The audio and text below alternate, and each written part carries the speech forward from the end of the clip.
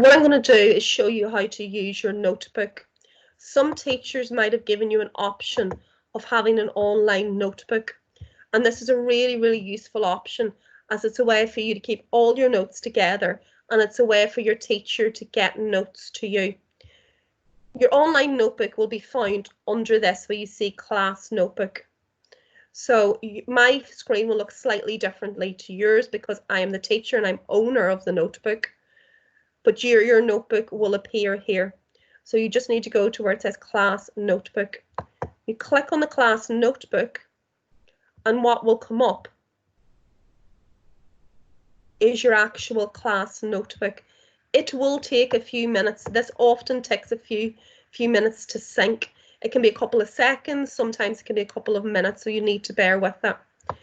Inside your notebook, these are all my students' notebooks. But inside what you will see, you will only see one notebook, and you will see your name. So you will only see your own notebook. The only people that can see in your notebook is yourself and your teacher. So anything you put in your notebook is really safe. It's your own work. And your teacher will have labelled different tabs depending on what they want you to put in those notebooks. So for example, in this tab, this is exam questions. So I'm expecting this student to put all their exam questions in there, and your teacher might have set something up that looks like this. Some of the important things you need to remember when you're in notebook is, if you want to cut and paste anything, it's Control-C to copy and Control-V to paste.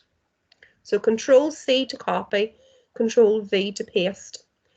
If you are in your notebook and there's a lot of writing, so for example, this whole question, you might look at it and say, I'd rather have that question read to me.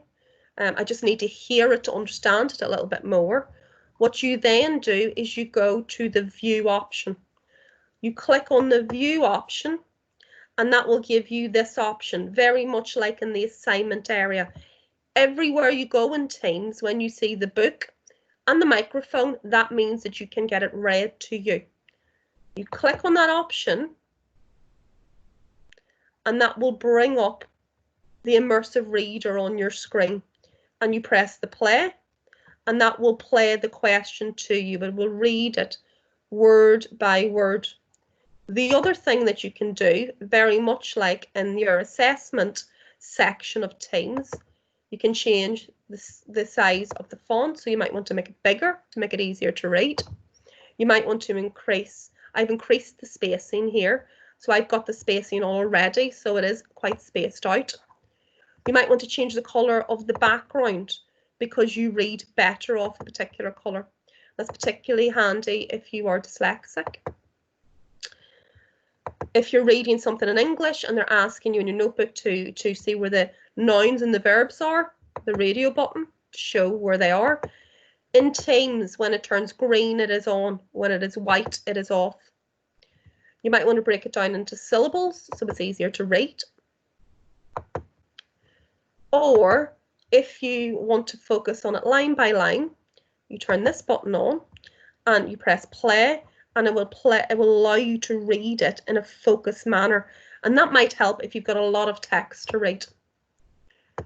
The other thing that you can do is translate it into other languages, as you can see here, and again that is useful if you have English as an additional language and you're trying to figure out what the word means or what the word actually is in English. Okay, to come out of that in your notebook, you just press the exit arrow as you would an assignment, and that means that you can read any questions or any text that's in assignment. So that's the view button. If you go to home, it looks very much like it does in Word. So you will have some of these options, not all of them, but you'll have some of them that you can do.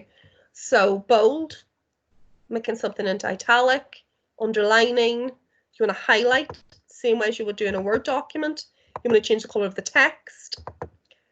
This one will allow you to change the type of the text, the size of the text. You'll be able to put bullet points in. You'll be able to change numbers, so number things if you want to. So that's very much like you would have in a Word document in Microsoft Word.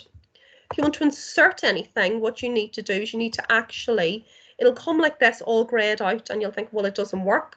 It does work. What you need to do is click in the actual box, and then you might, for example, in art, your art teacher might ask you to insert a picture from file, so something that you've saved. So you just go to picture from file and it will bring it up.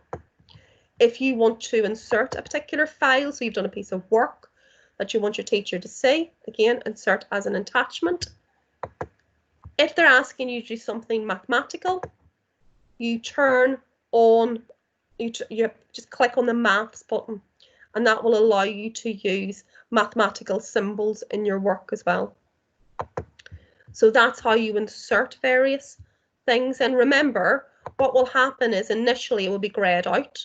Don't panic, don't think it's not working. What you need to do is you need to click in the page. So you have to click in the page before you open it, okay? You can draw. So again, if there's something that you want to draw out, and again, the mathematical symbols are here. And then again, the view is where your immersive reader is. And they're the only options really that you will need to use in Notebook. But it's really important in your notebook that you put things exactly where your teachers ask, and that you fill it in as you go along. And it is really useful again for you to use this immersive reader. If you're stuck and you want to find something in your notebook, there's a search bar, and you might put in, for example, you might want to search for a particular word. So I might want to search for the word religion. And what it will do is it will bring up the sections that the word religion is in. So if you're doing something and it's in your notebook, so you're looking for questions, for example, I don't know where the questions are that my teacher has put in my notebook. You put in the word questions and give it a minute. There's no results found here, but if I had the word question in front of it, all the question sections will come up. If I put the word video in, there we go. This is where all the video links are in this section. So if you want to go for page, it'll find there the word video, so it will search for you. So that is a handy option to have as well. So it's here. It's just this little search magnifying glass there. So really in class notebook, what is worth remembering is it's here. You open your notebook and you've got tabs. If your teacher might ask you to add a page, which is there, they won't ask you to add a section, but they could ask you to add a page. And please don't add pages unless you're asked to, otherwise it'll get a little bit messy in your notebook. You use most of the navigation tools the same way as you do in Microsoft Word. You can insert things, but remember you need to click on the actual page in order for that to happen. You can draw. And most importantly, you can get it to read to you again and change the colour of the background. Your teachers might also, at the top here beside the notebooks, they might add some tabs. And what those tabs might have are some PowerPoints or important things.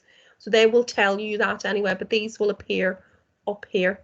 And again, your refresh button is there. So you just hit refresh if something's running a bit too slowly.